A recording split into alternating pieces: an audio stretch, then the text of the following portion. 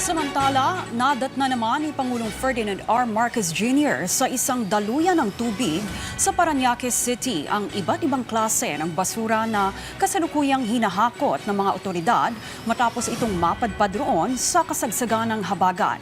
Dahil dito, iniutos na ng Pangulo na madaliin ang paglilinis sa ilog habang pinaiigting naman ng MMDA ang kampanya sa pagiging disiplinado sa pagtatapon ng basura. Si Clazel Pardilla sa sentro ng balita.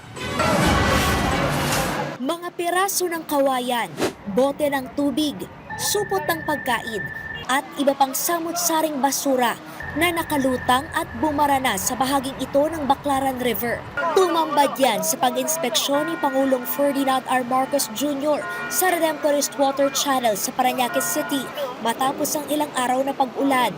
First time na nangyari rito, 3 days ago, napuno itong Parañaque. Dito sa Parañaque nangyari ito eh. Dati hindi nangyayari yan eh.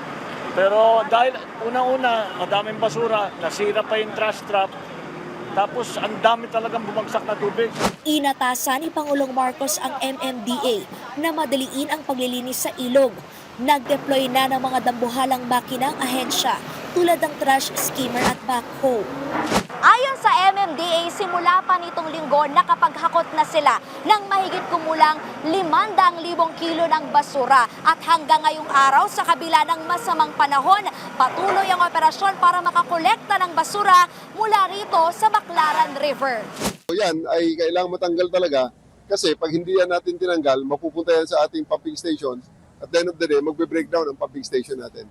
At mapapaliit niyan ang capacity ng ating water channel. Matapos ang ilang oras sa pag-alis ng sangkatutak na basura, bahagyang nalinis at umaliwalas na ang ilog. Pero paano nga ba maiwasan ang paulit-ulit na pagbara ng basura sa mga daluyan ng tubig na nagpapalala sa baha? Obligasyon ng gobyerno na gumawa ng sistema kung paano pagkolekta at pag-dispose ng mga basura. Pero obligasyon din ng ating mga kababayan, huwag nang dagdagan ng stress, huwag nang dagdagan ng problema nitong ginawa nating sistema. Nasa 200 individual na ang natikita ng MMDA dahil sa maling pagtatapon ng basura. Pero kung dati, 500 pesos lang ang multa, sa inilabas sa bagong regulasyon ng MMDA, itinaas na sa 5,000 pesos ang penalty. May Metro Manila Council resolution na tayo increasing the penalty of 5,000 for cities and 2,500 sa Pateros. Dahil city, yun po yung maximum allowed under the local government code. Hinihintay na lang po namin yung mga individual ordinance po ng bawat lungsod. Clazel Pardilla para sa Bayan.